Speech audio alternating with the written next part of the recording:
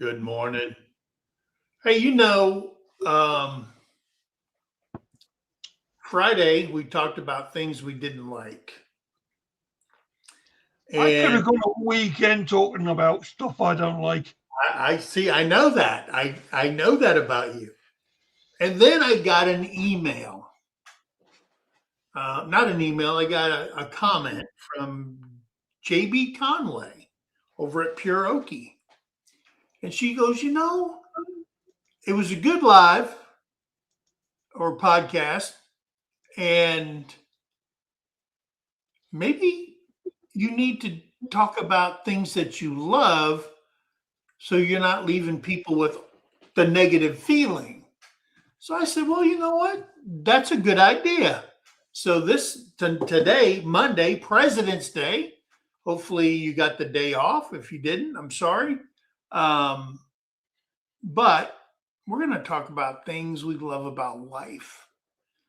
And I found a survey, and that survey was they surveyed like 200,000 people.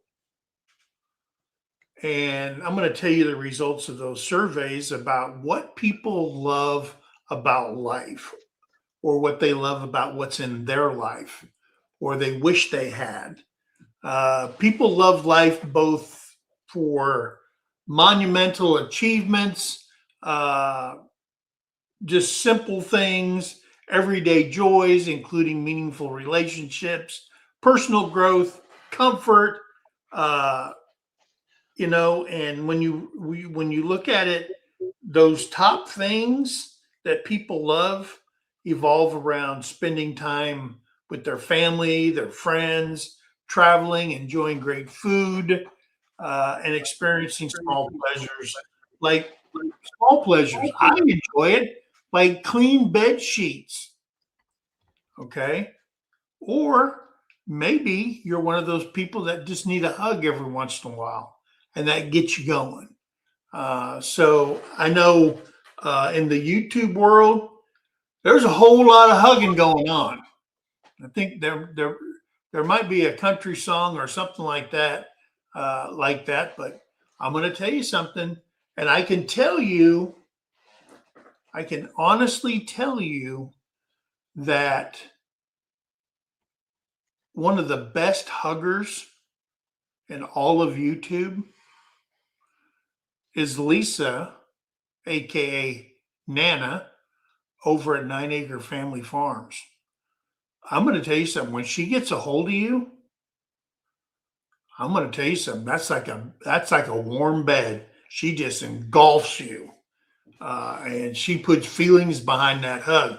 Now, the worst hugger in YouTube is Lori over at LG Homestead. No, She goes like this. If you can get a hug, she gives you the shoulder. You know, she comes in with the shoulder and she doesn't hug, and then you can feel the cringing in her body when you're hugging her. So, worst hugger, best hugger that I have found on YouTube. Hey, if you think you're a better hugger and you come up to me, tell me, hey, I need you to rate my hug, and I'll let you know. Okay.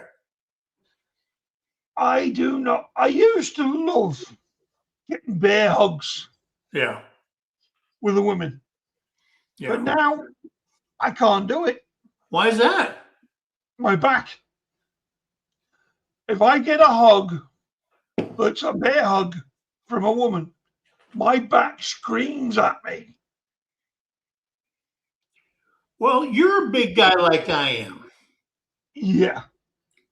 And And I've got turns out women can't get their hands around you anyway.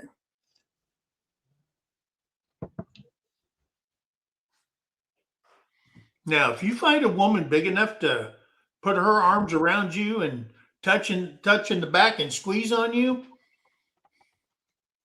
that's a big girl. that's a girl with long arms. Yeah. So, hey, that's what we're going to talk about today's guys. We did put the link at the top. So please come up and join us and tell us what you love about your life or the simple things.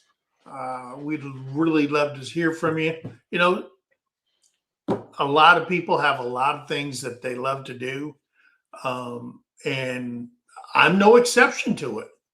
You know, there's things I love, but then again, sometimes there's certain things I tolerate, and people construe that, hey, he likes that.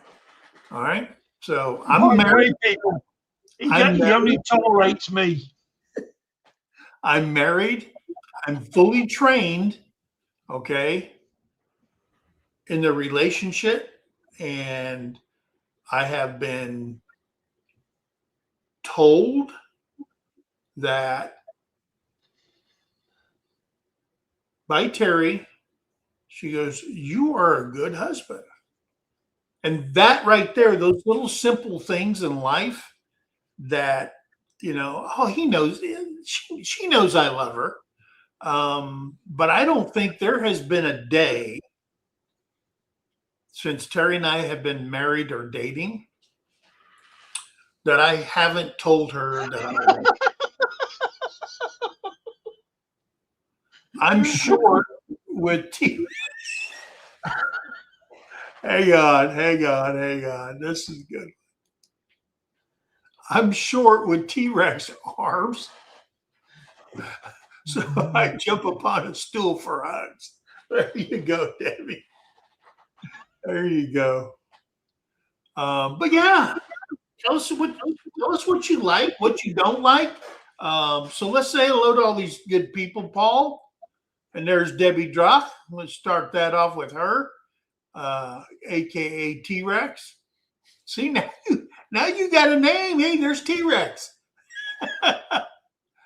Joe Fix It For You was in here last night at 9:00.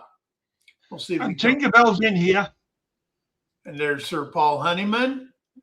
There's Tinkerbell over there at Hardneck Farm. There's Wendy. There's Jason over at Okies Eden. Welcome in, brother. Heartland headquarters with Dink and Tank. Well, it's now just Dink. And that's Tamara. Because I was let known that David has his own channel. A country boy and his paint buffer. That's who that is. And I didn't know that. Does Tamara? Can you tell? Does he paint cars and does he have his own painting booth? Does he do that, or how did he get the name for the channel? Hey, there's girl Sienna. Welcome in. Good morning, girlie Sienna. Hey, there's Karen Breast. My favorite Karen. That's right. Why do I always get the urge to warm my hands up? Well, because you're a dude. There's certain trigger words that trigger men. Yeah. Right? Butts and breasts. There's Rhonda Dotson. Tamara says he's a paint correction specialist. Paint correction specialist. That means like scratches and stuff like that. I don't know. That means if somebody screws up a body part spray job, that he can go over and repair it. Karen, that's the best part of my life. Well, here's something. I've got a Harley out there that for some reason the chickens think, or they used to think, that they could just get up on it. And I got like little nail scratches on the gas tank, on the saddlebags and all that stuff. And then we had one hen. Then I bought a cover for it. And there was one hen that would get underneath the cover. I don't know how she worked her way up there. and would always lay an egg on Terry's seat because she has her own seat on the Harley, and she'd lay the eggs. Then I got a thing, and I got a rope, and I used it, and I tightened it up so she couldn't get in there. So then she jumps on top of the cover, and she'll walk around till she dents it in like a hammock, and she'll lay an egg on that. And then when she gets off, the egg rolls off and breaks on the ground.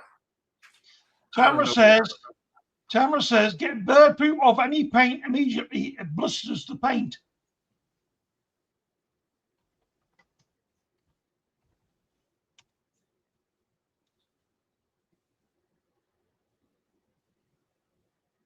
Oh, okay. I think all I need is it buffed out. I think it's on the scratch marks are on the clear coat. So I think I can get it buffed out.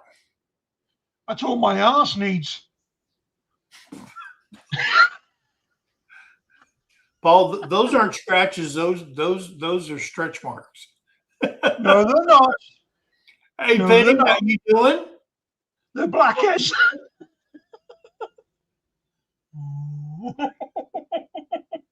Did I say hello to Butler Family Farms?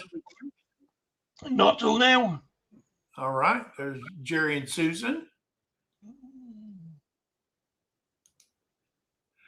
Debbie says, hello all. I will be in and out working, but with other people today. I would love hearing from my kids. All right. There you go. Oh, and I got an announcement to make. You guys are the first to hear this. Our son, Austin, and his wife called yesterday and told us that they're with child now. They've been together like 6 or 7 years, but they're with child now, and we will have a new grandbaby in October. So, and Terry's thrilled. She just lit up. So yeah, and this is the first grandchild from Terry's children. So we got all kinds of grandkids from my boy, Kevin. My son, Mike, never got married, never had children before he died. Kevin know all of them. And Kevin, he's just a baby making machine. So we got grandkids, and now we're going to have the first grandchild on Terry's side. So congratulations to Austin and Kennedy. You're going to love it. All the sleepless nights. I think everybody should enjoy that part of life. For some people, it's very trying. It's a hard thing. But I think both of my boys, they were simple, They were simple. They weren't criers. Neither one of them were criers. You know what I mean? They slept we didn't know what we were doing with the first kid. We were dumber than rocks, Some things never change. We lived next to this old Cajun woman, lived next door to us, and she taught us everything we knew because our parents were gone. Her parents were we were in Germany. Mine was in Arizona, and she was like a grandma to our kid, and she taught us. Basically, she could just like feel the baby and hold the baby and know, hey, this is it. I'm going, holy crap! How do you know that stuff? She had 13 children. She knew what she was doing. So she had 13 children because the penny kept dropping. Yeah. So she couldn't keep it between her knees. There's Have Fun in Nature. Welcome in. Oh, there's a good one. I love that God is in my life and he loves me. Yes. My dad said that to my sister when she was 16 years old, and she wanted to go to a party with her friends. Yeah. He gave her a penny. She said, "What's that for?" She said, "Keep that between your bloody knees." Oh, Paul. It's true. Yeah. Well, people ask me, they go, I only had boys. And then when I met Terry and Brittany was a teenager when we met. And that was the scariest. That explains a lot. A teenage girl is a very scary girl. That's a very scary time. And she frightened me. You know, I didn't want no confrontation whatsoever with Brittany. She scared the crap out of me. You pussy. And it was, I said, man, I'm glad I had boys, you know? And then when she got to the dating age, man, them boys were knocking down our frickin' door. I can understand that. And I'm like going, man, I'm going to kill somebody. And she goes, you don't trust, Terry would say, you don't trust Brittany? I don't trust boys because I was one. You know, I was a boy. I know what I did. I wasn't a good boy. And I said, man, I don't know. And because when you have boys, you only have to worry about one Willie. With girls, it's hundreds of them, and they're like roosters fighting over, and that scares the hell out of me. But she turned out great. She is just the I couldn't ask for a better daughter in the world than Brittany. So that's another. A daughter will change your life, and it's not always for the better. Yeah. Scotty said, "Who is the worst hugger at 10 Killer?" Well, Lori from LG wasn't there. I haven't seen her at a meetup. Oh,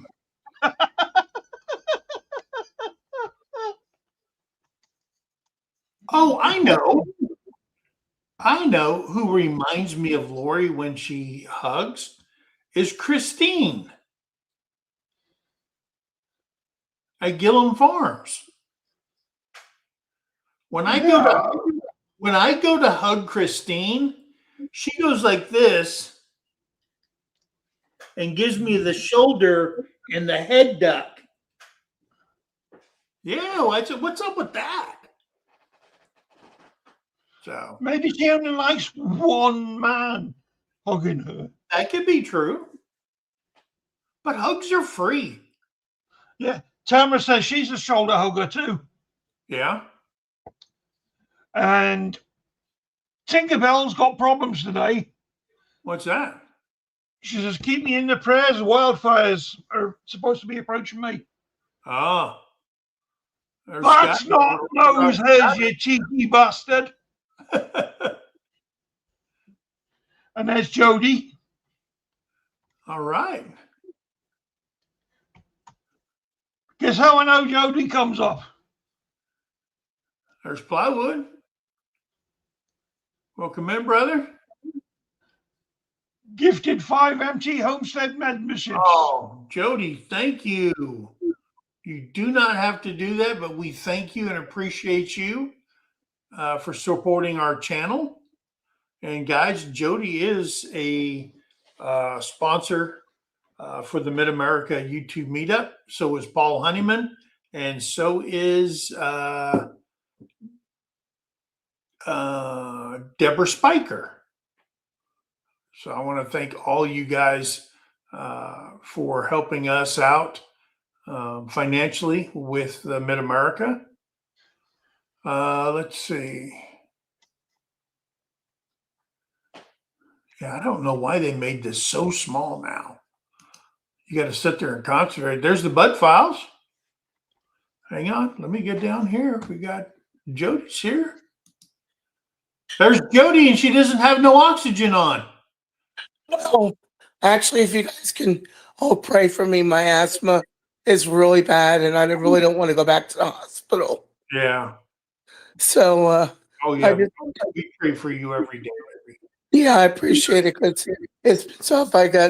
I'm on prednisone to get a breathing treatment, so it's been really rough. Yeah. So I appreciate all the prayers. I Yes. really do. But I'm gonna bow off because it's hard to breathe and hard Yes. to talk. Love Yes. you guys. Love Love everybody. you. And I'm You praying keep for safe. everybody. Yes, ma'am. Okay. Could you Keep kick safe. me out? Yes. Thanks, Mike.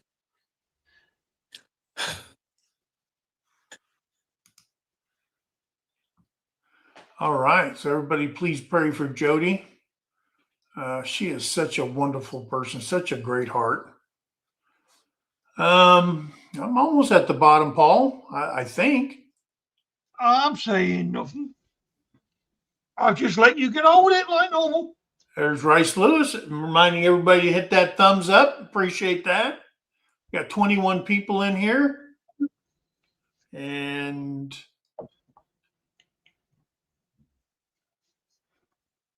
there's Jolly Huggers. Welcome in. Thank you, Karen. We are so blessed. And you know what I think? I think there's going to be a lot of driving back and forth to Missouri because they live in Missouri, over in St. Robert, Missouri, outside of Fort Leonard Wood. And I'm pretty sure Terry's going to be on the road a lot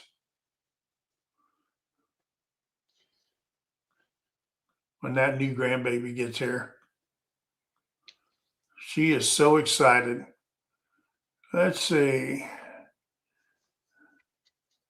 Hey, there's Roadkill Ron.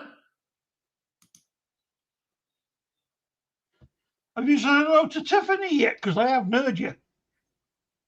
To Tiffany. Yeah. Uh, Have fun in nature. I did say hello to her. And there's There- the beautiful Wanda. Yep. She is. I love that picture. Wanda, you are a hot woman. That's all right because I'm a hot mess.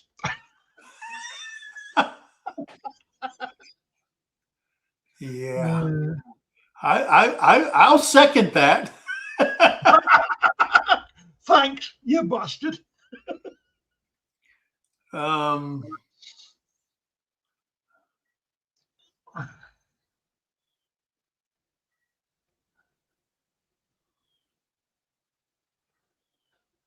so anyway, I'm at the bottom. Okay. So Tinkerbell, one Tinkerbell, thing, tell Tinkerbell. your old man to stop pissing on his electric fences. Oh. So one other thing I wanted to talk about, and I told Paul about this. And yesterday I was in the living room, and all of a sudden the chickens went berserk because we free range our chickens. And I look out the window and I can hear them, but I can't see them. I'm saying, what the heck is going on? So I got up and I went to the back side door over here where I can see the back area of our property. And I go there and I'm going, whoa. And there's a gigantic eagle sitting on the ground. And its wings are like half open to keep its balance and stuff. I'm going, holy smokes. So I go back over to get my phone because I want to get a picture of this. And when I got back and I lifted up the shades, they're built into the glass window. I lift up the shade so I can get a picture of it. All of a sudden, that big old thing started getting up off the ground, coming towards the house. I'm going, whoa. And then it just, choo. And when I'm looking at it, he has or she, I don't know if it's male or female, it's a big bald eagle, had a rabbit in its talons. And I said, wow, at least that wasn't a chicken, because I'd have to call Terry and say, hey. But Right. it was, my heart was beating. I pointed this out to you when you told me the story for a reason. Everybody, it was a bloody wild rabbit. Yes, it So was a wild rabbit. Don't jump to the conclusion I did, thinking one of his rabbits got out. I don't think that the eagles or the raccoons have figured out how to take a latch lock off and then open the latch and then open the doors on my rabbit hutch. Because I got like a little carabiner on it, and you got to figure that out. But coons are smart. But that rabbit's gone. And we do have, that we know of, we have a nesting pair back here in the back. There's some wood line back in the back on another guy's property. We have a nesting pair there. And then when you're going up Ashland Highway, where we live, it's like an 11-mile road to the main interstate. Look who's joined us.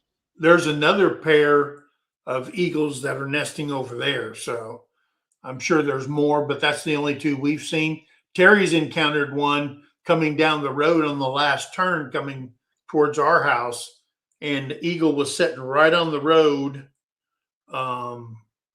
tearing apart some roadkill or whatever. So she slammed on her brakes, and she was amazed on how big the wingspan of those eagles are. It's just such a feeling watching them. I couldn't imagine living up in Alaska and seeing them every day. You know what I mean?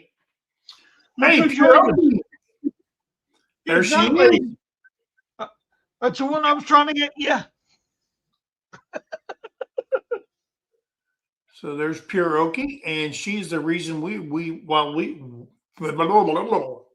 we are doing this show today. She's the reason Mike decided to do this show today. Yeah. I didn't have a ruddy choice. Yeah. Paul's a little uncomfortable talking about things he loves. Now, if it was something that I'm not. He's all in. I've got no problem talking about the things I love. Okay. My daughter, my granddaughter. That's it. Whoop, that's it. In the story. So, hey, like I said, I found a website that did a survey, and they listed their top 20 things that people love about their life or things in their life. So some of these might pertain to you. You might go, well, wait a minute. But life is full of both grand milestones and tiny, quiet moments that make it worth living. Based on a popular census and survey, there are 20 things that people love the most about their lives or what's in it. And the first one is the big joys. Okay. So number one was family, friends, spending quality time with families and close friends is constantly ranked as number one of the most precious parts of life. Yeah. I'm going to tell you something. There's an old saying that my grandma used to say, tell me who you hang around with and I'll tell you who you are. Okay. Yeah. And I could tell you now, if your grandma said that, your grandma must have been a long time ago. Yeah. She was born in, actually, my grandmother was born in Arizona. She was born in 1912, and she was born in Arizona when it was still called the Arizona Territory. It hadn't become a state yet. So she's a pioneer. And then her mother, Alice, walked from Headley, Texas to Arizona to find a husband. Okay. That's a long way to go to get laid.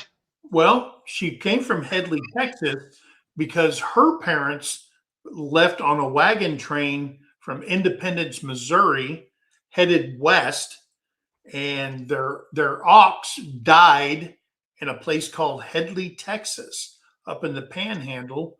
So that's where they ended up, and they worked there at the stagecoach section, and she served as a wash and a cook for people passing through.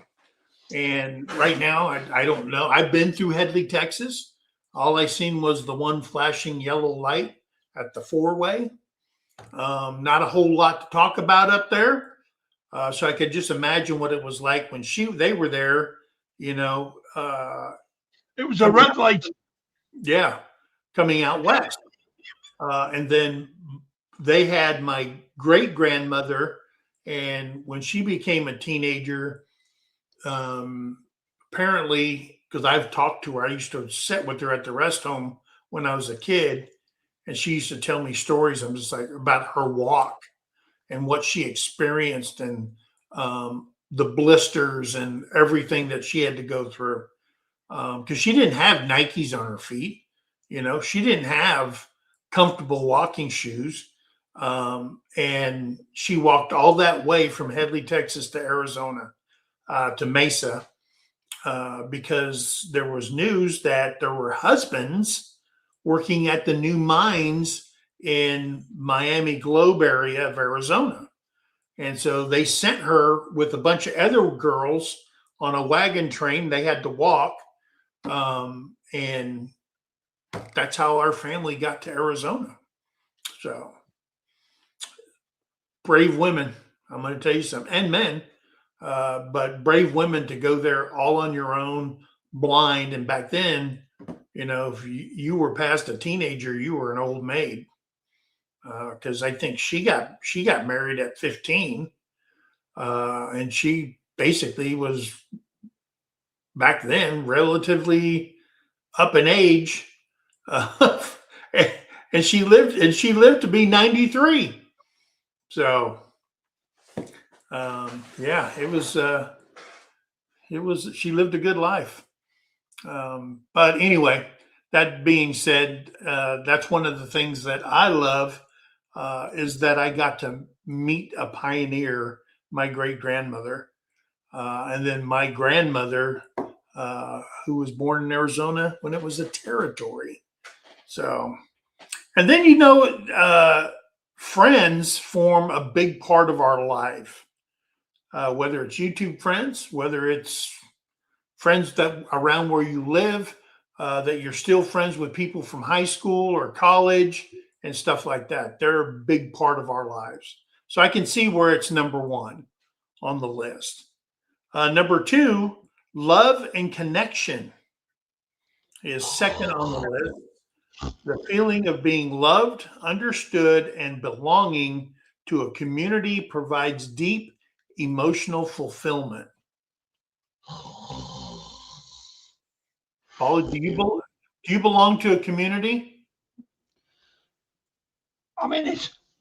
You're in it. But, well, look at it this way, Paul.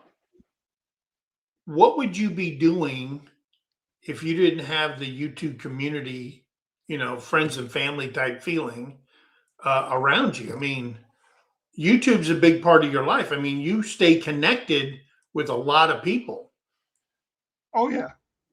I mean, I can tell you, you know, people can answer questions in people's chats, and Paul will answer it. You know, because the creators, they don't see everything. They're busy yapping, and moderators are busy checking the chat out and trying That used to be true. That used to be true. Yeah.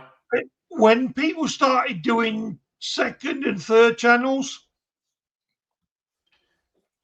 I can do one channel, people. Yeah.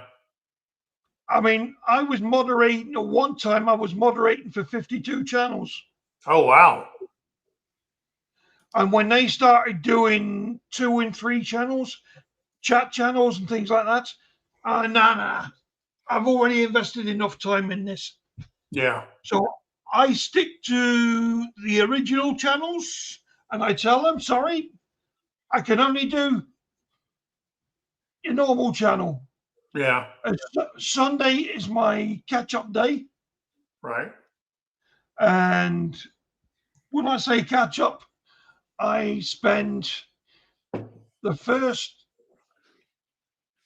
usually the first 6 hours every day when I get up is watching videos from the night before. Yeah. So if people want to know what's going on, if I know, I'll tell them. If I don't know, I'll just leave it. Yeah. But SLR, I used to know everything that was going on. Yeah. SLR, when we got Anthony and Roxanne involved, and I Yeah. say we because I tormented him. Mel wanted Anthony to do his channel, and when he did his first live on at the back of his property before they moved, I turned around and said, "You would make a great channel." Yeah. Yeah. I remember when they started their channel. We were told to go over there because we were watching Mel and Gary, and they hadn't even started the moves. They were just living life. And I think the first one we seen was them putting up their very first trampoline for the kids in the backyard in Arizona. Yep. And I got interested in it because they said, hey, they live up by Kingman. I used to live in Kingman, Arizona, with my uncle when they moved there and they were starting their store. We went up there, and now he's passed away now, but his son Dion is running the whole thing. His family, they have that big truck stop in Kingman, Arizona, and then the storage facilities and all that stuff that's up there. And then we mentioned it to Mel and Gary, and they go, "Oh man, we go in there all the time." And I said, and so we that's how we got interested in Mel and Gary. We were in Korea when all that happened, and I've told the story about me walking in and hearing them say, "Oh, Terry over in Korea just gave us a $5 super chat." I'm saying, what is a super chat, and why are you giving away my money? No, they're in Arizona. Telling me that one. I remember you telling me that one. Yeah. Tamara says she got into this because she found everybody from Shootdown Fest in 22. She found what? She found everyone from Shootdown Fest in 22. Oh, okay, yeah. Yeah. Hey, there's Magnificent Germany with Darian. How you doing, brother? And I seen Karen was in here, Gradiosi. I seen Beth. Beverly Moffat. Beverly Moffat. Welcome in. Plywood's here. Corner Club House Cobalt. Man, that's a mouthful, isn't it? Yeah, that's why I just call him Corner Club. Okay. But now, I might just start calling him Cobalt. How you doing, James? And there's Bowen over at Thunderstick Homestead. Good to see you, brother. So we're talking about things that people love. The next one on the list is travel and exploration. The excitement of planning a trip and the joy of experience new cultures and or locations. Now that's on Terry's list. when we joined we met up, we were at Fort Leonard Wood, Missouri. I had just become a civilian I retired from the Army. And we met, then we got married, and Philip says, don't forget about him. we got married in August, and we left Missouri in December and moved to Arizona, to Fort Huachuca, Arizona. And we lived like 8 miles from the Mexican border. So we got to experience that whole thing down there. And we moved there. And then 18 months later, the government moved me to Colorado Springs. We spent 4 years there. And then the government sent me to Camp Red Cloud, Korea. And then we did 2.5 years there, and then they moved me to the south of Korea, away from the DMZ, and to a place called Daegu, Korea. We spent another 2.5 years down there, and then we came here to Oklahoma. So we've been moving, and Terry loves it because she researches everything about the location we're going. And then I never see her. I go to work, and she jumps in the car or gets on a bus or whatever and goes and explores everything. So that's a big part of her life. She loves it. Now she's getting that, oh, it's time to move itchy feeling because she's so used to moving, you know. So yeah, travel is huge for a lot of people. Philip said, don't forget about him. Who? Philip Ryder. Philip W. Ryder. It's Philip Ryder. I don't do it in middle names. So, Philip, are you still in Arkansas? I thought I heard something about you coming down to White Rock. Confirm or deny, brother? Yeah, Darian loves traveling. That guy goes to Germany more than he stays in the States. And he can set up, one of his specialties is people who want to go to Germany and experience the German culture. He can help set up a whole travel thing. And he goes over also as your travel guide, make sure you don't miss anything. And one of his big things is spaghetti ice. And I'm going to tell you something. I've had a lot of spaghetti ice in my life. Okay. And Hello, big man. I'm telling you, he's hooked on it. He's hooked on it like phonics. Outdoors with Big Man. I was on her live last night. Hello, Yes. Rebecca. Outdoors with Big Matt. Outdoors with Big Matt. I guess Philip says no, he wasn't down there. Okay, I thought. All right. So there we're back at the bottom.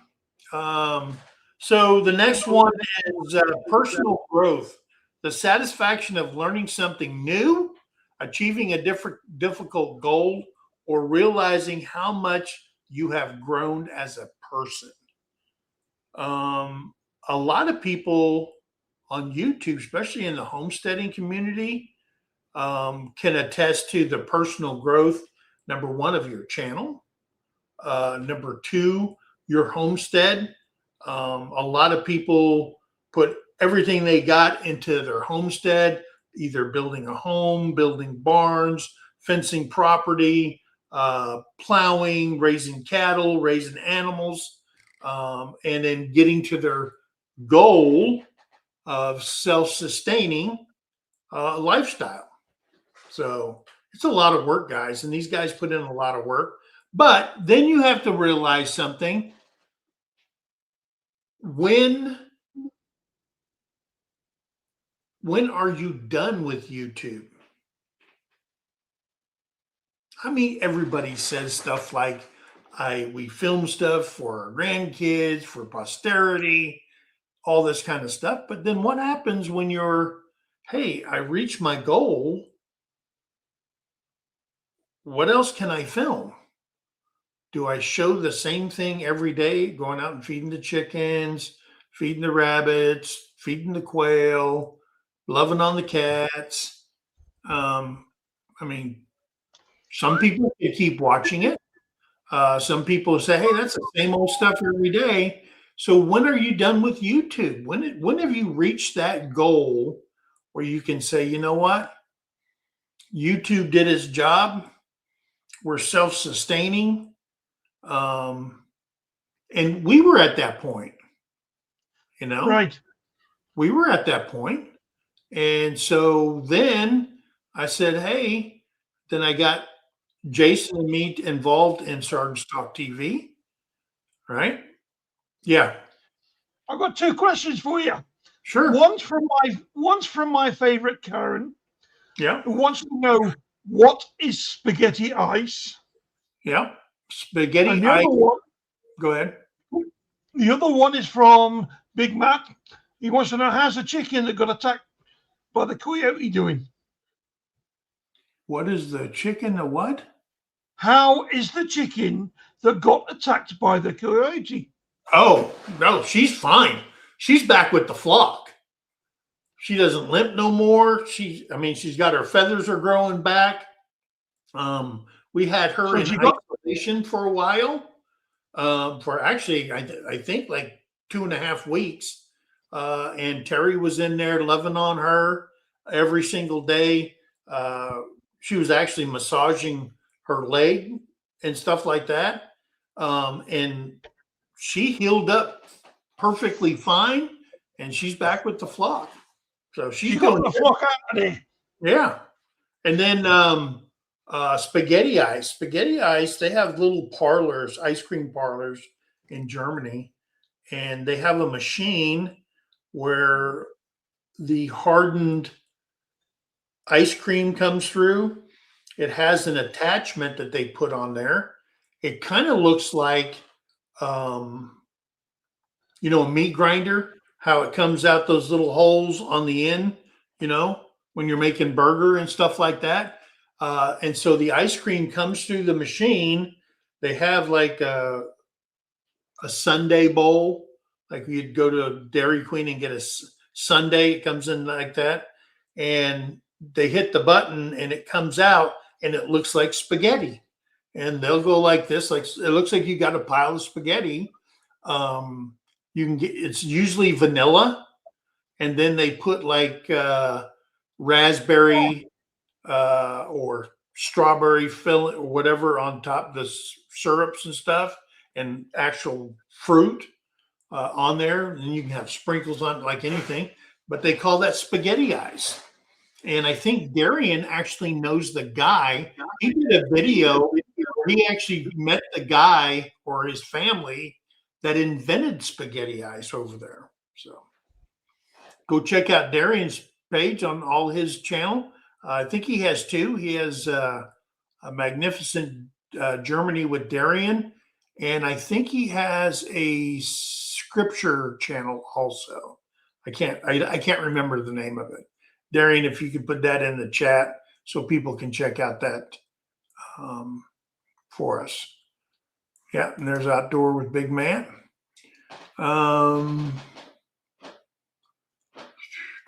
Yep, there he goes right there.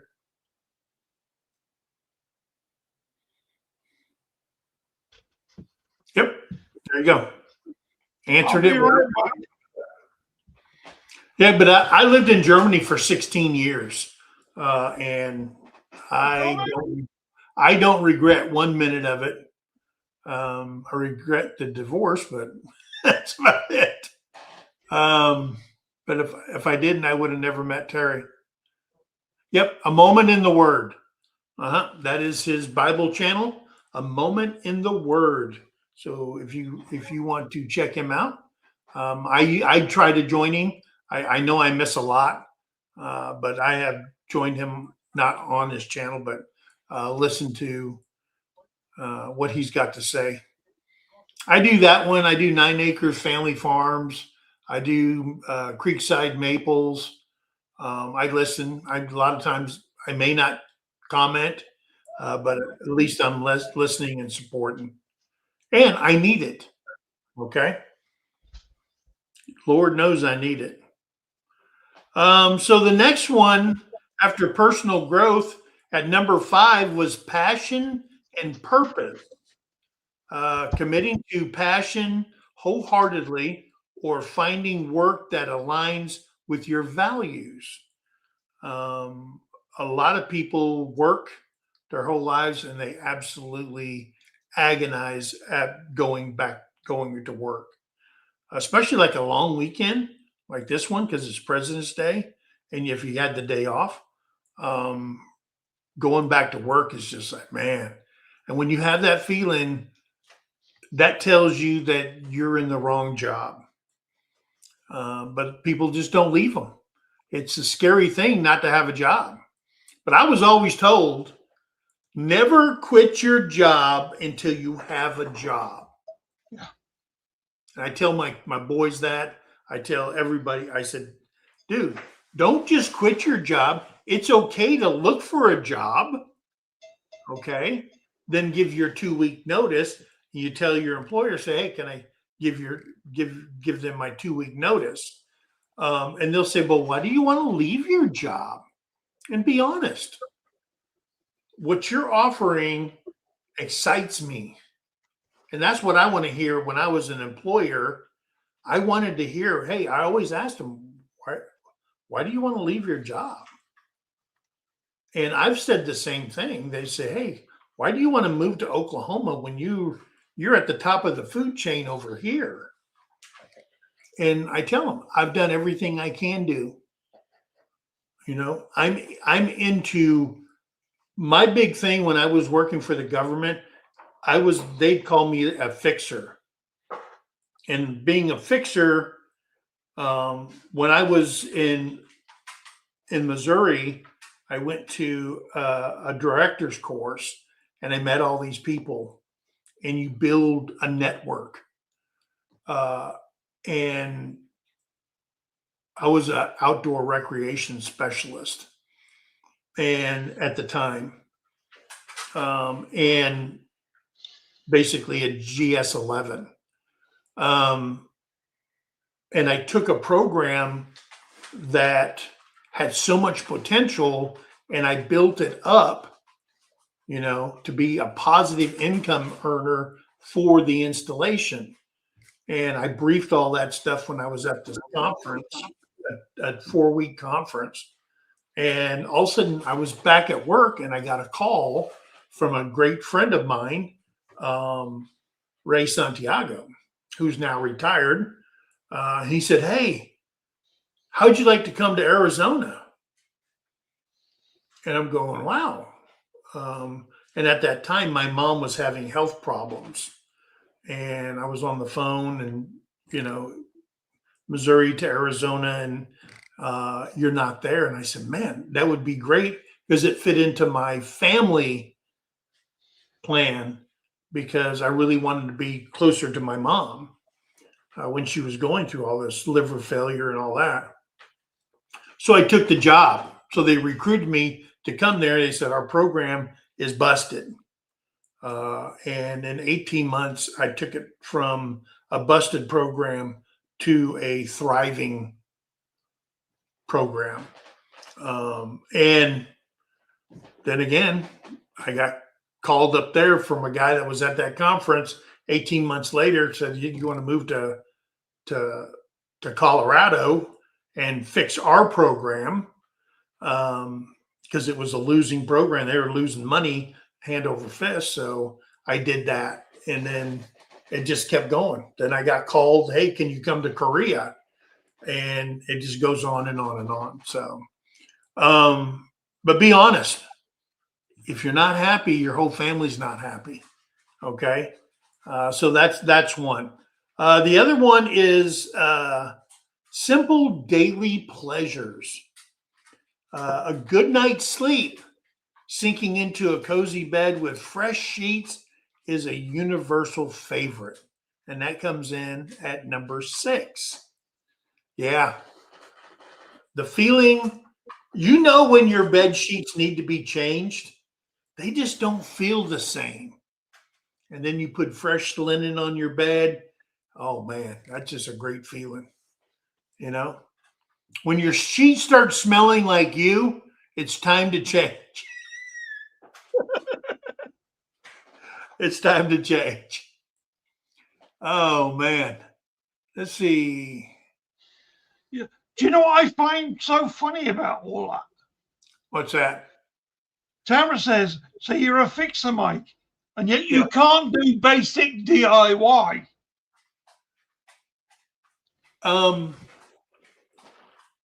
What I did for a living didn't take a hammer and a nail. It just took good business sense, And I always say that the government should not run a business, should not run healthcare, should not run anything, because they're not good at it. They put way too much money into it, and it's not efficient. I was like an anomaly. I could take stuff, cut off all the fat that you're just wastefully spending, teach people the word no. Okay. Got my fat off.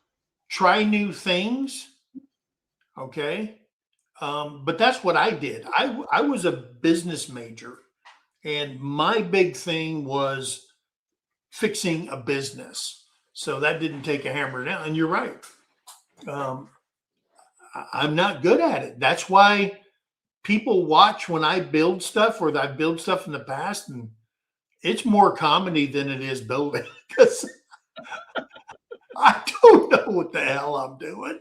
And, some people watch just to see what happens next. So, well, at least 27,000 people do. And that I get messages all the time. Hey, when are you going to build something again? Get ready to build a rabbit hutch.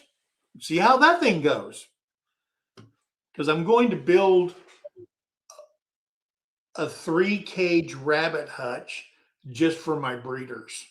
I want to spread them out, give them more room, and then use the old pen, the 4-cage pen, for the grow out pens for the rabbits before they go into freezer camp. And oh, by the way, we had a love session at the homestead. David C. and Jessica, they're in love. And they're going to be expecting babies somewhere around the 12th of March. Rabbits do not fall in love. They fall in the hump. We want to say ours are in love. They're humping like rabbits. Oh, man, I got the wrong mouse. I'm trying to do something here. There's Duncan Family Farm. Hey, welcome in, guys.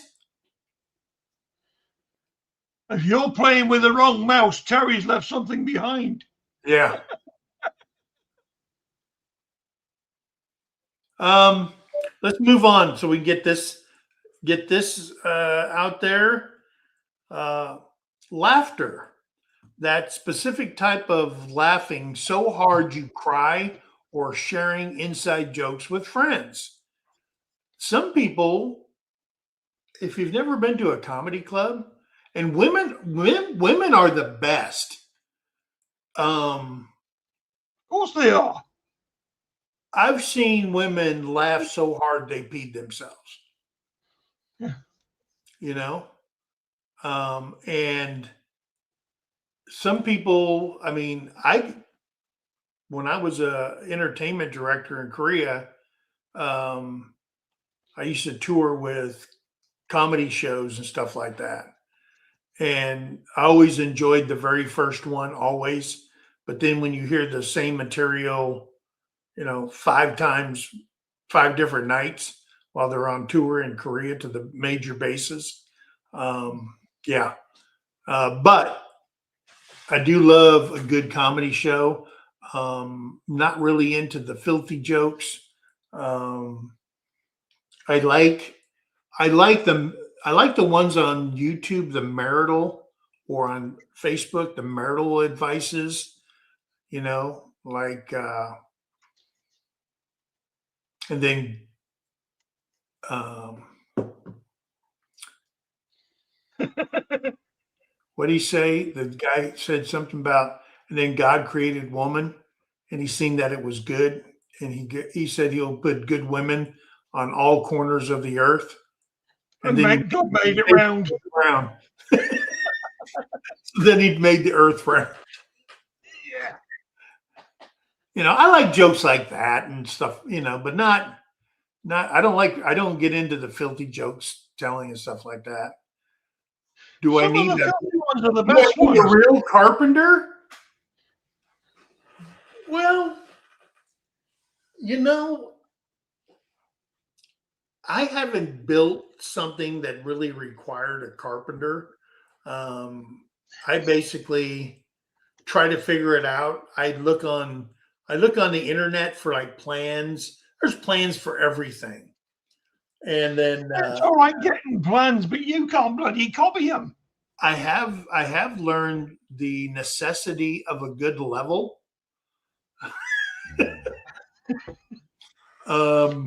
Yeah, it's And called Terry. I believe that just because something's crooked doesn't make it wrong. You just need to add another board. You just need to add another board, guys. Uh, Mike's idea of a level head is ask Terry. yeah.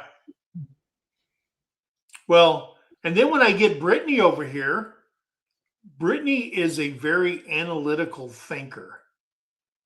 And she'll always say, now, wait a minute, Dad, let's think about this. And then I looked at her, it was like Sheldon, you know, Sheldon and Amy Farrah Fowler on Friends. And I looked at her and said, do you want to do the math? She goes, yeah, let's do the math.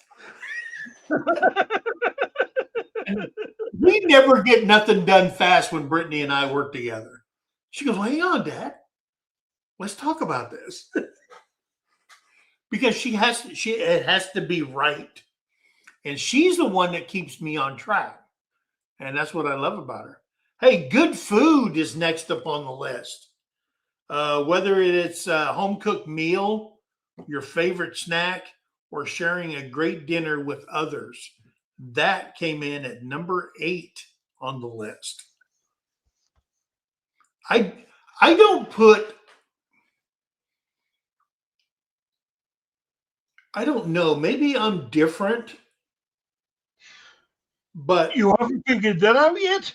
I guess, well, I'm the kind of guy that I had a pair of cowboy boots that I had to shoe glue the boot together. And Terry said, will you please just throw it away and go buy another pair of boots? And I'm going, yeah, but it's still, she goes, no, there's nothing good about those boots. I can see your socks through it. Okay. The heel's falling off. You've got so much glue on that boot. I'm just like going, but it's a good boot. And she knew I know how much boots cost. And I didn't want to spend the money. And I wore those boots for 5.5 years. And I wore the crap out of those boots. But that's the way I am. I just I don't throw things away and then go out and just to buy something else. I mean, I'm one of those people. It's got to fall. The shirt's got to fall apart before I replace it. So that's me. It is, but food. I don't put a high thing.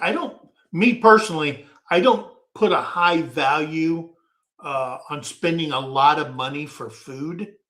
I will never eat at a big, huge, fancy restaurant. My thing is, I can get full on a McDonald's hamburger just as fast as I can, go to Ruby Tuesdays and get one of their signature burgers or whatever. This price versus this price.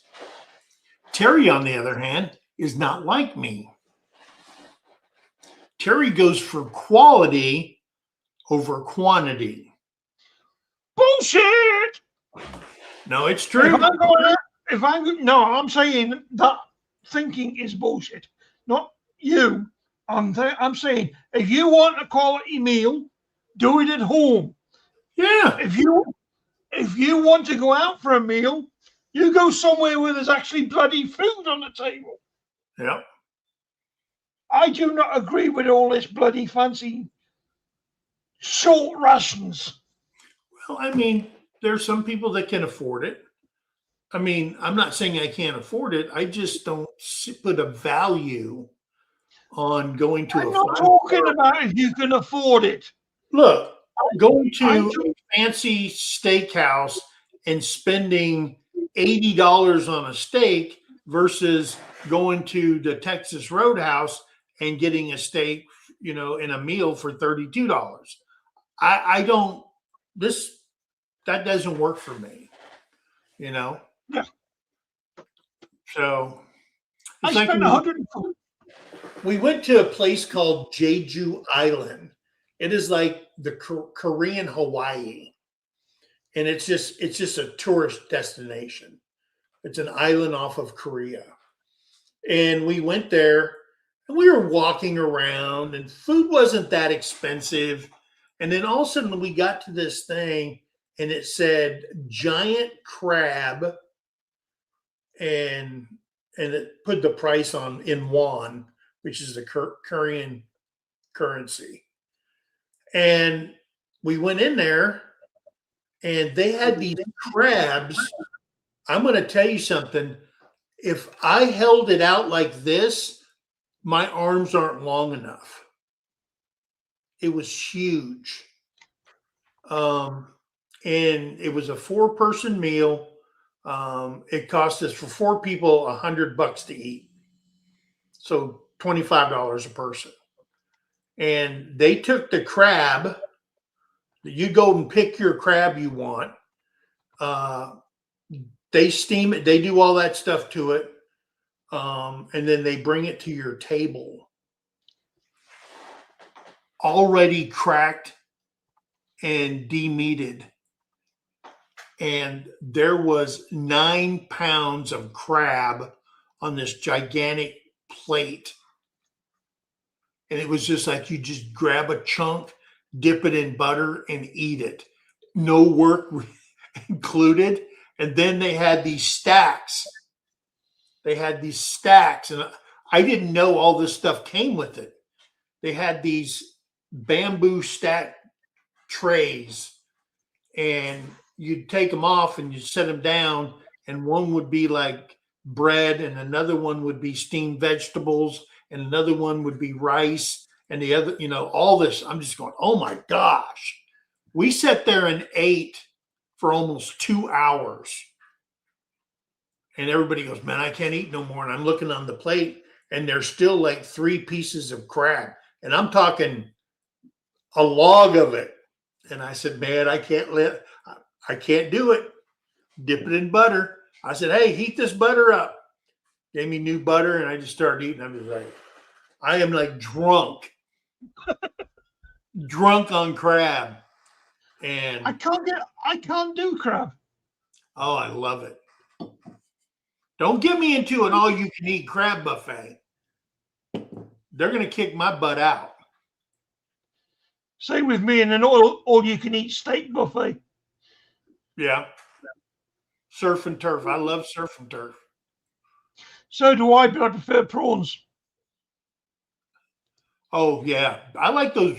We had the prawns when we were down in Australia. I go, man, these are huge. Those are king prawns. And you know what, Philip? I've never had it. I don't like lobster at all. I've never had it. Terry, she could clean my wallet out with lobster.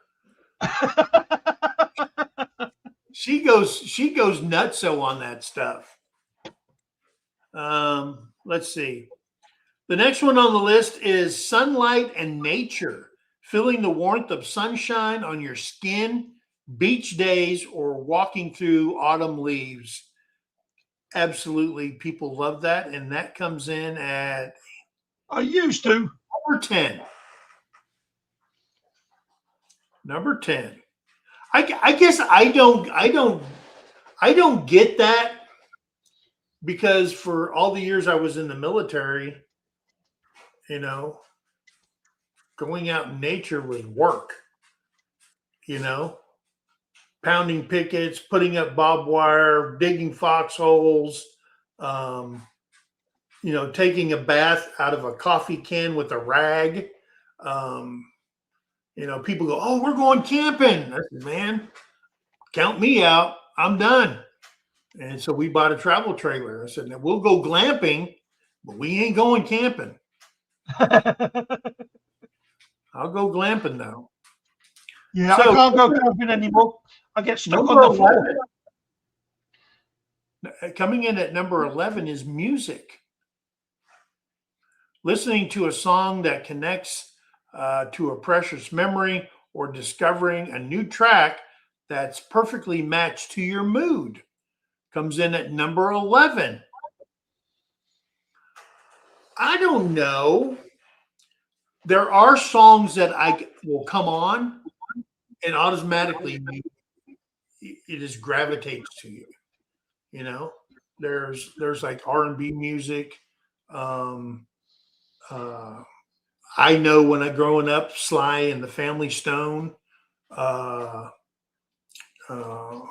Wind and Fire. I liked Hall and Oates growing up. Their music.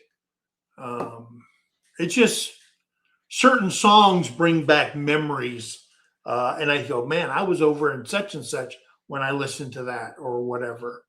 I know that when I was in chemical recon in the military, when we go to the field, in my armored personnel carrier that I was in, my driver hooked up a system inside there with his iPad, or what is it called? iPod, where you can put music on that little thing, and he would plug it in.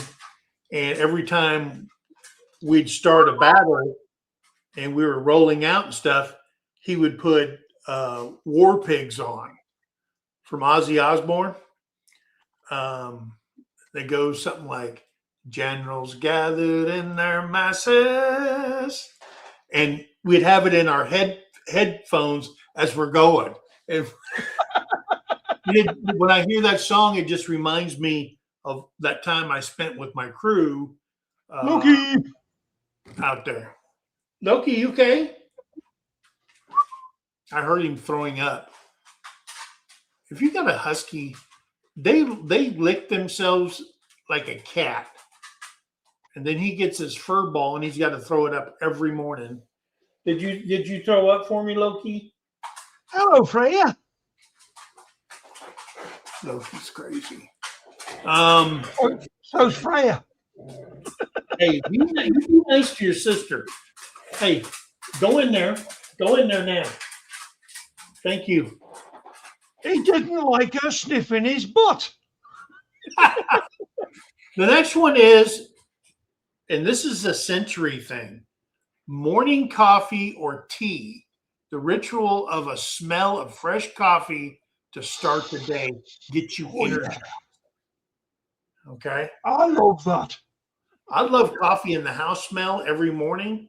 It's just I don't know. Maybe it's a mental thing. Mama V's just joined us. Who? Mama V. All right. Mama V's here. There she is, guys. Everybody attack her and say hello. I already did. Okay. I've had bad coffee.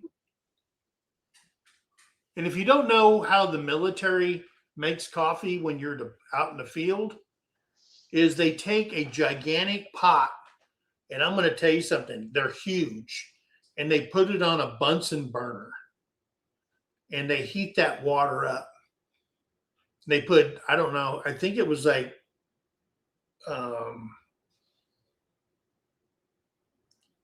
10 gallons of water heated up till it boils. And then they open up a coffee can and they pour the whole thing in there and lets it boil. Yeah. Yeah. And it just boils and it boils and it boils. And then when they're getting ready to get it out, and they take the coffee out of that and they put it in these things called Marmites. They're insulated dispensers, and they're about yay by yay or whatever.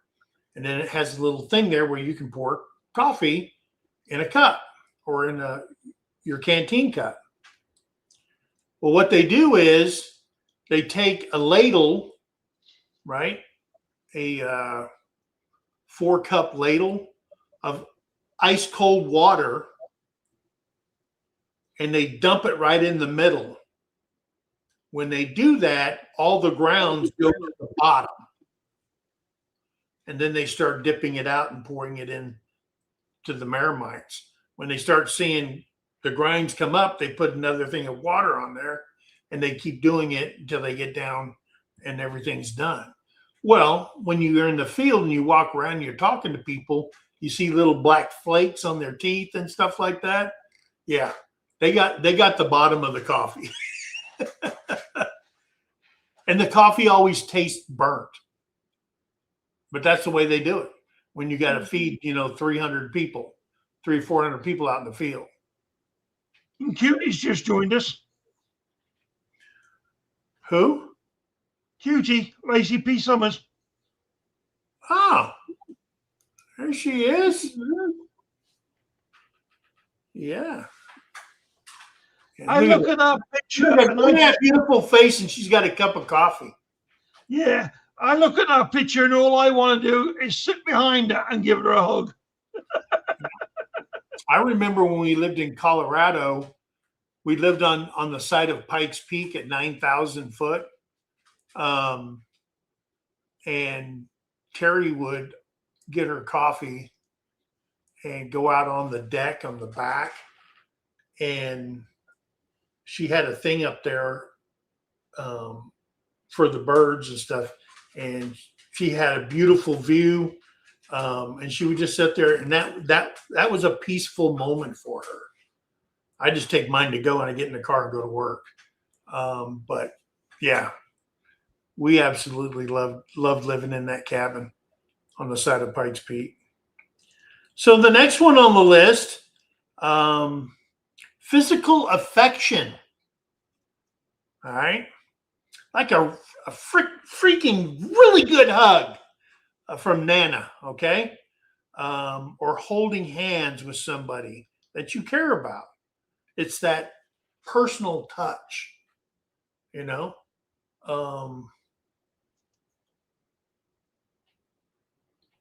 Terry's not a cuddler. Okay. When you get in bed with that person, and that cuddling where they just lay there, and Terry's a 2-minute, and I'm out. She's done. She doesn't like to do it. But what she does like is she'll always say, she goes, "Put your hand on me." And she'll be sleeping, and I'll just go put my hand over there, and she likes just my hand on her back, and she falls asleep. So, that's what she likes. Oh, Jody, thank you. You did not for coffee. Oh, you are so sweet. You do not have to do that. I do appreciate it. Love you to death. But you don't have to do that. And there's Evelyn Newman. Hello, Evelyn. There was somebody else. Did I miss somebody? No, you said Lacey. Yep, Lacey. I did say hello to her.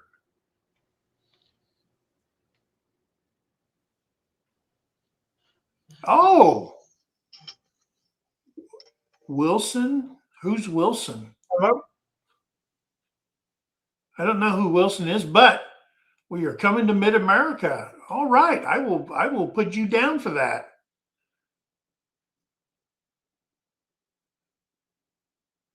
Is Wilson your beau?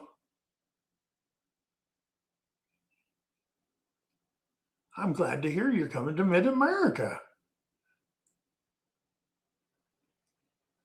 And guys, we always leave that little ticker down there so people know about Mid-America. If you want more information about Mid-America, please go to MT Homestead on Facebook.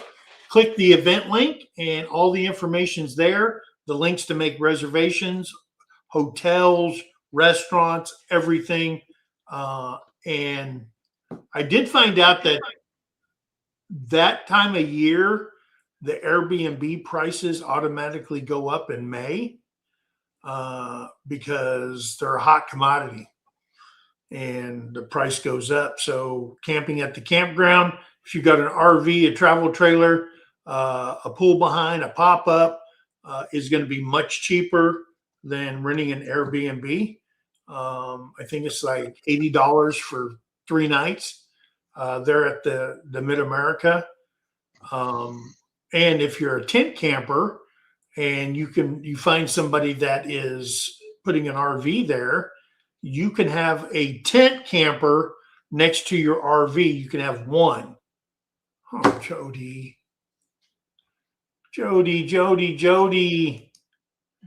Thank you so much towards the Mid-America Food and Beverage. Oh my gosh. We will take that out and we will put it into the fund for the Mid-America for all that. And she is a sponsor. She was a sponsor before. She sponsored the pavilion. So we get the pavilion. I think we paid $164 a day for the pavilion. It's a mega pavilion. If you've ever been to a meetup and the park pavilions, look at the one we got is like 5 of those pavilions in one big pavilion with a kitchen, with a refrigerator, with a freezer. All that stuff is included in it. And thank you, Jody, for sponsoring that or help sponsoring that. I do appreciate you. Karen Bress says she's got to go run errands. Stay safe, Karen. I've just put that link in for the spaghetti ice with Darian. Okay. The next one on the list is pets. An unconditional affection and playfulness of an animal. I will tell you that for all the work it takes to have these 2 mongrels we got here, I absolutely love them to death. I do. Now, one thing I told Terry, I said, I want to fence the front yard. Yeah. And just open up the front door and let the dogs go out there, do their business. And we kind of sort of did that. We had bought these 2 big kennels and we put them together for one kennel and to take the dogs out and they can be out in the sunshine and all that stuff. Freya's a digger.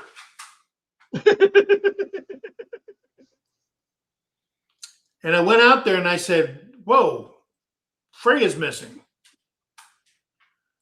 No, Freya dug a hole and was in the bottom of it.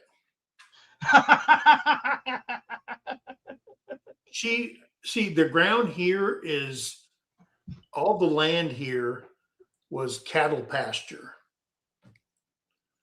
for 100+ years. Our dirt is so black. When you put your foot on a spade and you dig in, there's like no resistance whatsoever. We could plow this field up and sell it for planting soil. That's how rich this soil is here. And it didn't take her too long to dig a hole so deep that we couldn't see her. I said, man, that ain't gonna work. She can't be trusted. She's a digger. So I don't know. Loki's like sitting over there trying to avoid the dirt coming up. You know, he hates getting dirty. He hates the snow. He hates the ice, the cold. He's a husky, but he was raised in an apartment high rise in Korea. So I guess that's where we spoiled him. So, but pets are people need that. You know, our dogs are like our children. You know, um, and like our children, they resist when it's time to go take a bath. But so next one on the list is good books or a movie getting lost in a fictional world and generally caring about the characters. I know that I don't do a whole lot of reading, but those things that I do like to read, if I read a book, and when you're reading a book and all of a sudden inside your brain as you're reading, you start seeing like a movie. You know what I mean? It's kind of like you're at the picture shows. That shows you how old I am, the picture shows. And it's playing out in your brain while you're reading. That's a good book for me. I've tried to Louis read. L'Amour. Yeah, I've read some books and I just go, man, this is, oh my gosh. And everybody goes, oh, it's such a fantastic book. He's such a great writer. And I'm just going, I just can't get into it. Now, you give me a book like Louis L'Amour, one of those Western paperbacks, dude, I'm all in it. Okay. But I just can't. And I can't get into the romance novels and stuff like that. So, all right. So the next one up is cleanliness. The feeling. Yeah. J.K. Stevens says, Karen at Camp and Cage Free says hello, Big Mike. J.K. Stevens. I know that channel. Yes, you do. And he's 5 from the bottom. There's David Glunt. Hello, brother. He says I should get a tattoo on my head because you see so much of it. The only tattoo I was ever thinking about getting for my head would have said, Daughter's Taxi. She said, I had a great Pyrenees that did that. I used to ask him, who's he going to marry? Yeah. If you come across any more of those dog pens, let me know. Looking for some that won't cost an arm and leg. Yeah, they're really, I mean, we got the chain link ones. And I think they were like $300 and something for a 10 by 10 kennel, and it has of course a door with it. And when we put the dogs in that and she started doing that, I mean, it looked like she was digging foxholes out there. And we used that to build the rooster enclosure and the grow out pen. And I'm sure you would, James. So, but yeah, we get ours at a place called Atwood's, and that was the cheapest place in town. Tinkerbell says she would rather live out the romance instead of reading about it. Oh yeah. Yep. Camping Cage Free. That's what it was. Yep. Thank you for reminding me, Kevin. Yep. I said, man, I know the name. I know him. I met him at 10 Killer. Do you want to laugh? I think it was 10 Killer. May have been Mid America. that Yeah. phone call I just got was from Curry's. You know, the electrical outlet. I bought a washing machine when I lived at my last address. I Yeah. haven't lived there for over 10 years. They're just calling me up saying, we're calling about your washing machine. I says, my washing machine? She says, yes, the washing machine you bought at. Says, I haven't lived there for 10 years. Do me a favor. Cross me off your bloody phone list. There you go.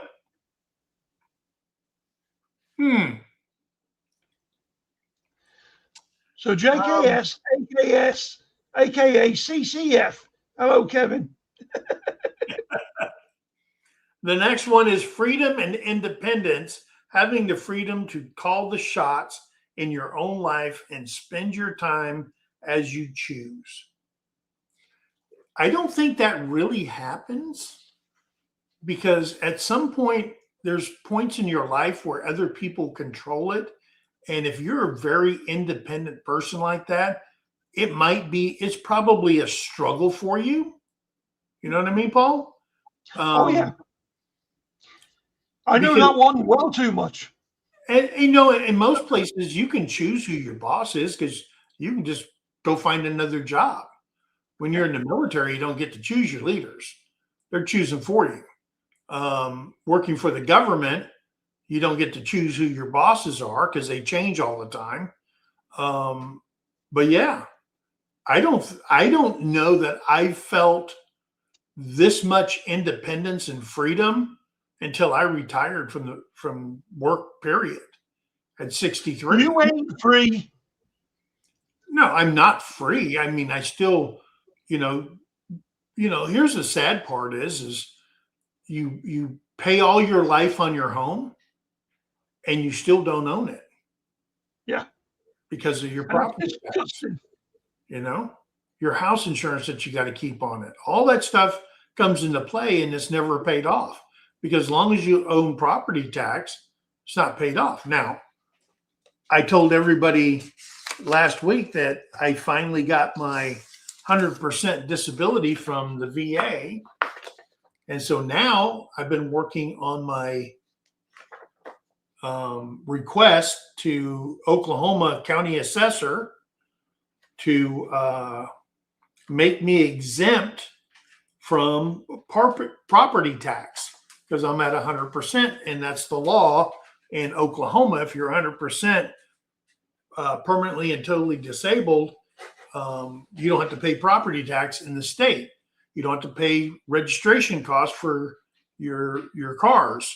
And again, you get, I've already got it, is my lifetime hunting and fishing in the state of Oklahoma. Well, once I get this done, I'm waiting for one document from the VA, and that they said it would be mailed out on Wednesday. I take that and this application, and if it gets approved, then that's $2,800 I don't have to pay property tax on in the state of Oklahoma. And I'm good with that.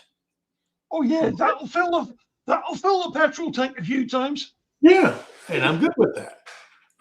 So yeah, I don't think that I felt this much freedom in my life, except when I was a teenager and I didn't care about Freedom nothing. is not what it's meant out to be. Yeah, it's not. The only, like you just said, the only time you're free is before you join the forces, if you join, when you're young and single. Yep. And then you grow up, and nothing's ever free again. I've paid more in property tax than I paid for the farm back in the 70s. Yeah, sad. It is. Yep, that is true. We're going to be at the Joe's Campground at Lake Texoma State Park. And then the Floyd's Campground is connected to it. It's like the overflow. Once we fill up, I have to look at the registration thing to find out how many camping spots are left there. There's a handful of camping sites that are just, you just camp. There's no water, no nothing. Those are relatively cheap. And then there's other ones that have water. And if you want water and electric and all that stuff, then in a burn pit or in your just tent camping, you can also pay for that. That's got water and electric, but in no sewer. They have those there also. But the main one is at the Joe's Campground at Lake Texoma State Park. Yeah, property tax is slavery. The other one that I don't agree with is the death tax, inheritance tax. That's More people problem over here right now. farms. More people have lost their farms once Grandpa died and he left it to you. You can't afford it, so you end up selling everything off. It's cheaper to pay the tax on selling the property than it is to pay the inheritance tax. And that's BS. And I'm sorry. It's true. That doesn't make me feel good inside when I talk about stuff like that. Thanks to your lot, our bloody dick in charge right now has decided to go the same way. Yeah. Which is why our farmers are going so daft. I mean, at the minute, they are literally blocking all the depots and warehouses for the big company stores. Yeah. And then last but not least, living in the moment, realizing in a quiet second just how happy you are right then and there. Okay? The birth of a grandchild, the birth of your child. I remember when my son was born, first time being a dad. We went into the emergency room. It was like 1 o'clock in the morning. Had to walk her up and down the hallways and all that stuff. And then finally, we went into labor and delivery. And I will tell you, the perfect day for me is when that little boy came out. He was 23 and a quarter inches long. He was 7 pounds, 2 ounces. And I didn't know when that body was going to end. It was just almost 2 foot long. Oh, Jesus. It was like a first grader coming out. I said, what the hell? Where was this thing at? And the babies in her back. When she dropped, it really did. It actually, when she dropped before, it looked like she was like maybe 6 months pregnant. And, but when that baby came out and the doctor held him up, and right before she slapped him, he started crying. And it was kind of funny because she had him by the ankles, then grabbed him by the shoulders and the back of the head and brought him up. And she goes, Dad, come here. Hold him. And he was just yucky and all the great stuff on him, and I was holding him. She goes, now cradle him in your arm. Here's a pair of scissors. And when I said, when I disconnected him from his mom, he became mine.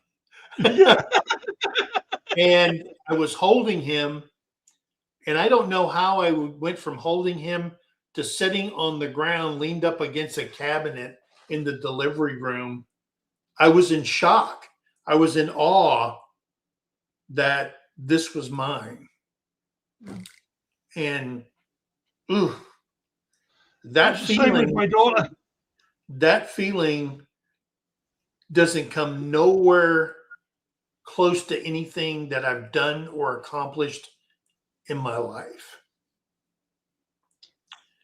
I was And the same when my daughter was born. that was the perfect day for me. Yeah. So I was about to tear up because, I mean, it's very emotional. Now, when Kevin came, he just shot out of there. We were good to go. You know, I said, hey, we got another one. And he's a redhead. Are you sure it was yours? And I'm like, whoa, wait a minute. How's he a redhead? Well, when you go back into his mama's past, I remember her great grandma, Katharina, who was a product of the Nazi breeding camps in Austria, where they were trying to breed the blonde, blue eyes, all that stuff together. Well, sometimes you get a redhead, and they took her and moved her back to Germany into an orphanage. And that's where she grew up.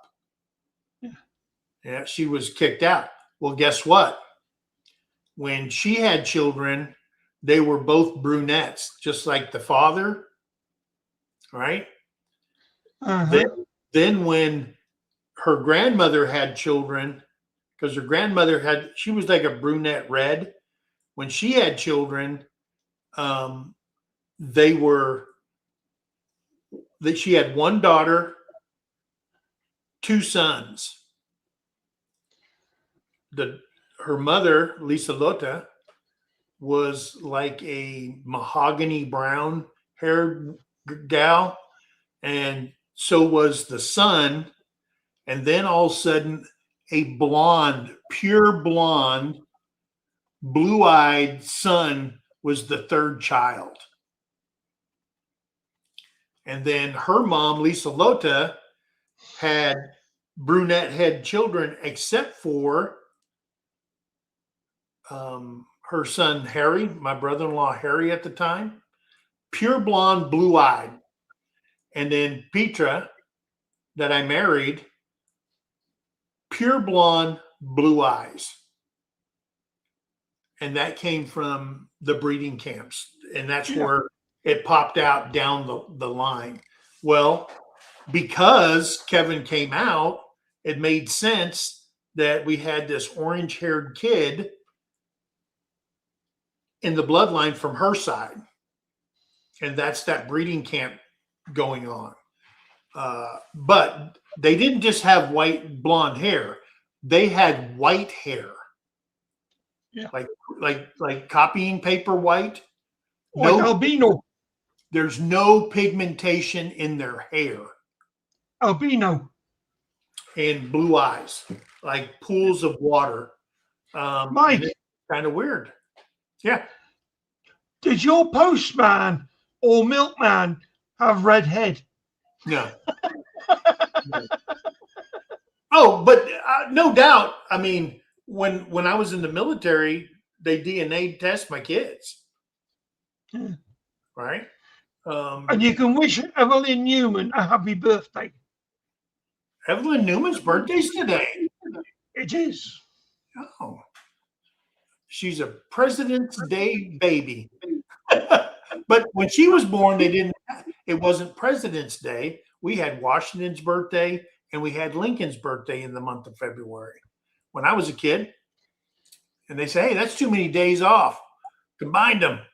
But happy birthday, Evelyn.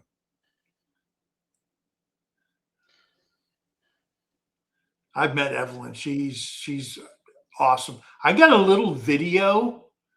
We got a short on our short list of Evelyn and her dog. I think he's a shepherd. When she first got him and she brought him to the meetup, I got a video on there. He's probably full grown and tearing up the house by now, but he was a cutie back then. All right. So guys, that's the top 20 out of 200,000 people surveyed. That's where the list came from. There's certain things that make me happy. One on that list I can think of, the smell of fresh coffee in the morning in the house, that smell, or bacon cooking. That is like a sensory explosion when you can combine those two together. The birth of my children was highlight of my life. Nothing can compare to that.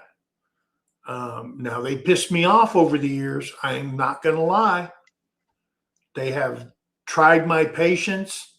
They have done things that I was not happy with, but that's part of being a parent. That's part of raising children. That independence we give them. Maybe I should have reined it in more, but I wasn't around. I was deployed. I was doing something, and it's a hard job. Then I became a single parent with 2 boys. If you're a single mom or a single dad and you're raising kids by yourself, God save you. There's a place in heaven for a single parent, because that's hard work. There's a reason why you need 2 people in the household. All right. One to hold the kid and the other one to whoop them. The only problem was with my ex, I wasn't allowed to whoop them. Yeah. You weren't allowed to whoop them. Nope. Oh, man. Caused more arguments than anything else. Well, over in Korea, the man helps make the baby. When the baby's born, he holds him up. He's all proud. And then he has nothing to do with the kid, because the women raise the kids over there. The man just goes, and it's kind of weird. It's their culture,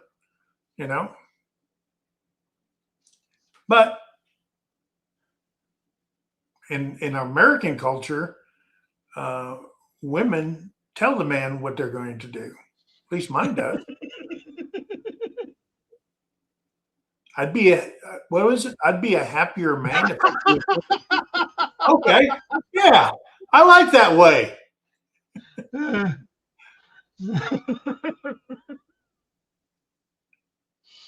David Glunt says a tattoo on my head that says uncensored would Yeah. be perfect.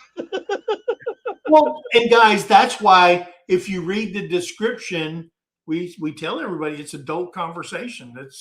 It's not for everybody's ears. We were up to 27 people in here. We're back down to 17. I know people got things to do. We don't have a time crunch on this, but we get everything done. We do put the link up there for people to come up and visit us, talk with us. And I understand it's early in the morning. Some people don't have. Here it ain't. Some people don't have their face on. I guess that's what's good about being a man, because I do my face every morning. I splash water on it, dry it off, and I'm ready to start my day. And like the song says, waiting on a woman. Tony's just coming. But I was told I would live longer if I'm patiently waiting and not bugging her to hurry up. Terry said, men live longer when they listen to their wives. No. Yes. Men live longer when they totally divorce their wives. No, Paul. I'm going to tell you something. Now, they do say that married men don't live as long as single men. Yeah. And it might be true. But if you want to live past the medium age of married men, just listen to your wife. You might break that, age barrier. Tony's coming. Our Cabin in the Woods. Yep. There he is. He'll be at Mid-America.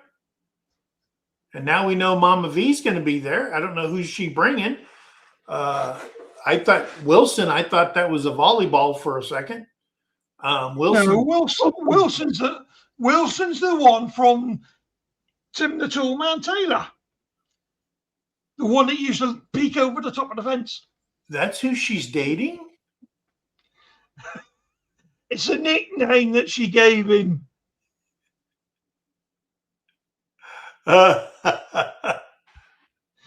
Mama V says, what site will you and Terry be on?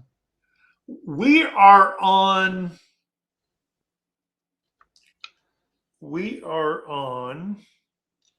Site 68.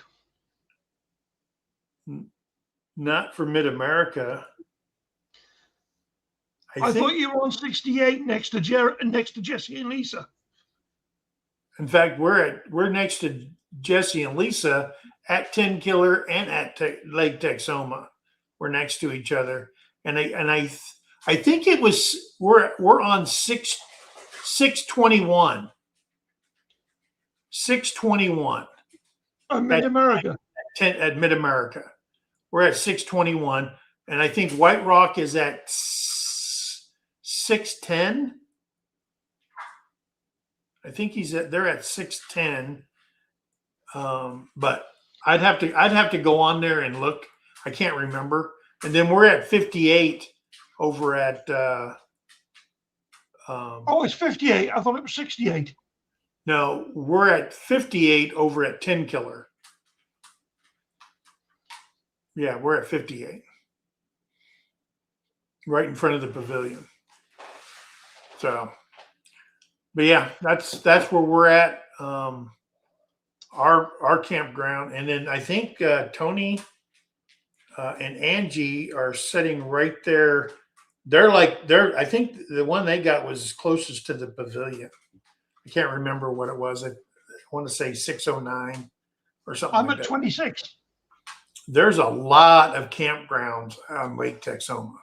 A lot. I'm at 26. Yeah, you are. Uh-huh. Just hit me what you just said. For a minute there, that one was going right over his head. Yeah. Let me look here real quick. Well, we got people on here. Jamie and Kevin are going to be there. Who? Jamie and Kevin. Yes, they're coming on Saturday. Lake Texas. And Tinkerbell says, Connie is going to come with me. We are trying to get a rental car and decide if we can come Friday. Yeah. Fingers crossed. Few campsites. All right.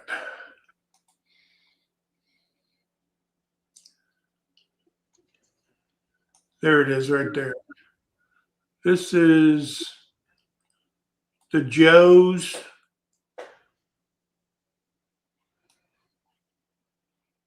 There's the pavilion. Oh, no. Terry and I are at JC 423. Joe's Campground 423. Jesse and Lisa are at Joe's Campground 421. I don't know who's at 422. That's in between us. And then I think White Rock was either at J410 or JC411. So those are the campgrounds.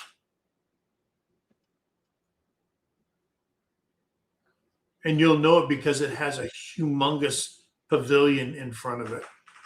But yeah, Mama V, we are at 423. I don't know where I got 600s, but and everything that's right next to the pavilion has full sewer, full electric, full water, all that. Tinkerbell says she's going to check with one more person to see if she wants to chip in and go. And she has to Okay. get someone to set up to take care of her farm. Yep. We got Brittany coming down to take care of our place. She was kind enough to come down and watch over everything. Well, I didn't tell everybody. So Brittany's going to be watching over your place. Well, I got it mixed up because Brittany's coming down to watch over our place in March because I can now reveal it that we are going on a cruise, Norwegian Cruise Line out of New Orleans on the Escape, one of their biggest ship, and we are going down to Honduras, Belize. Cancun, stopping off at. There's like 4 places that we're going, and we're going there. I just made the airline reservations out of Dallas, Fort Worth to New Orleans this morning, and I think it cost me round trip on Delta Airlines. I use 68,000 air miles. Okay. Everybody, do you want to see how fast I can make Mike change his mind about that cruise? Why? Because when you go, I'm just going to get a flight over, so when you're away, I can play with Brittany. Ah. Oh, she might shock you because I ain't touching that. Because Brittany, if you're listening to this, I have no control over in England of what Paul says. Brittany knows I've got full respect and love for her. I know. She's married, and that to me is sacrilege.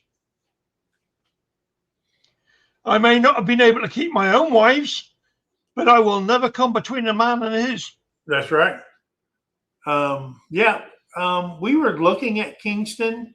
We were talking to the Davis family, and we were looking at cruises that go to Jamaica, where they live. I guess the thing I wish when you go on a cruise that the ports were longer than you get 6 hours here. I want to go to a port and they go, okay, see you tomorrow. See you tomorrow or something like that. So you get like 2 full days and you get to explore stuff and then get back on the boat. So I don't know. Well, maybe the thing is just to fly down to like Cancun or into Belize or Jamaica and just spend your vacation there on wherever that is. And I want to go to, the U.S. Virgin Islands. Terry wants to go to Puerto Rico. I've been to Puerto Rico. It is the land of 10,000 vehicles and only 5,000 parking spots. I'm telling you, trying to find a parking spot in Puerto Rico is absolutely insane. Sounds like London. It's like 10 million cars, but only 5 million parking spots, and it's crazy.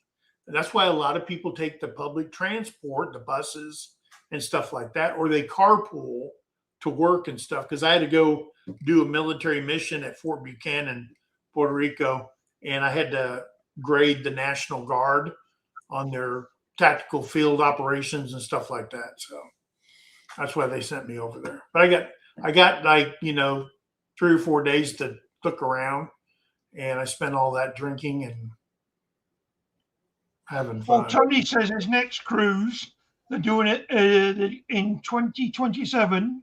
They're going to Alaska for a 10-day cruise.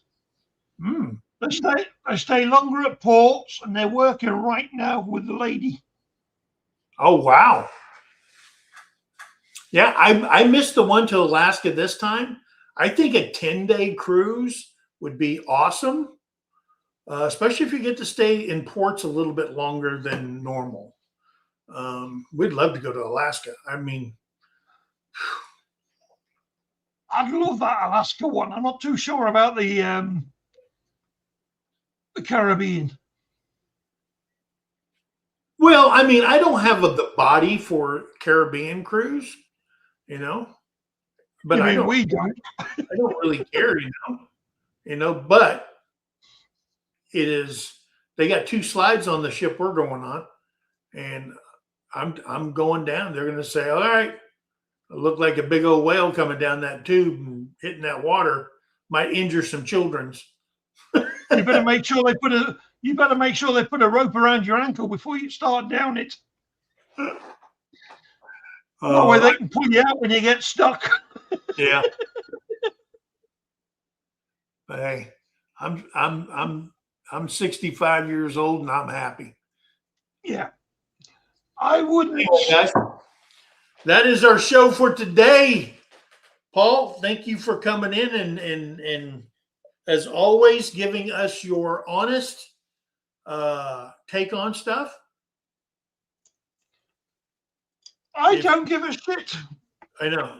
I live by that. If anybody got offended, you were prior warned. Make sure you read the description. I can't. You need to read the description because I'm here. I can't believe you allow Paul to talk like that. Yeah. Read the description. I put the Paul description. talks as just Paul for- sees fit. We're going to tell you the truth. We are uncut. We are real. And we're all adults in here, guys. Hey, I want to thank everybody for coming here. I hate the heat. Well, yeah, I can understand that. Yeah, Tony, I've got my own reasons for not wanting to go to the Caribbean. I don't know if I'd bump into any of my relatives. See, but if you just get you a pair of those, what do they call those? Those baggy shorts or whatever, swim trunks, and some Hawaiian shirts, dude. We go to the Caribbean. You mean cargo shorts? I want to look like a tourist. I want to carry a camera. I want a flowered shirt. I want, some of them surfer pants, those baggy surfer shorts, and everybody can kiss my ass. I don't care what you think. I just want to have fun. Some of us are real. No, the reason I say I might meet some relatives is my great grandfather brought a woman back from Jamaica. Holy, really? Oh, yeah. At her own will, or? Oh, yes. Okay, I just want to make sure. No, she wasn't a slave. No, I didn't. I was talking about trafficking. Like, Well, I suppose you could call slavery trafficking as well. Like a But mail she was ordered, not. a mail ordered bride from the Orient. No. Well, he went over there and he was working and fell in love with a local woman from Jamaica.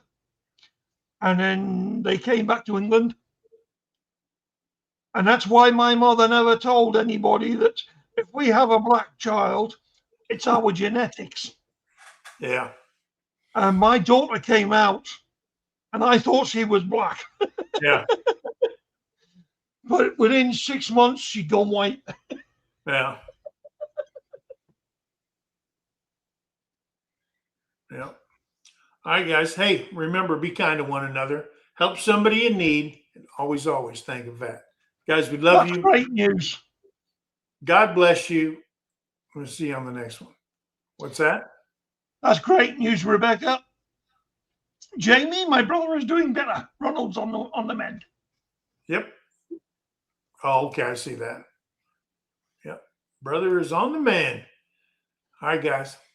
Be good. Bye. Stay safe and have a great week, everyone.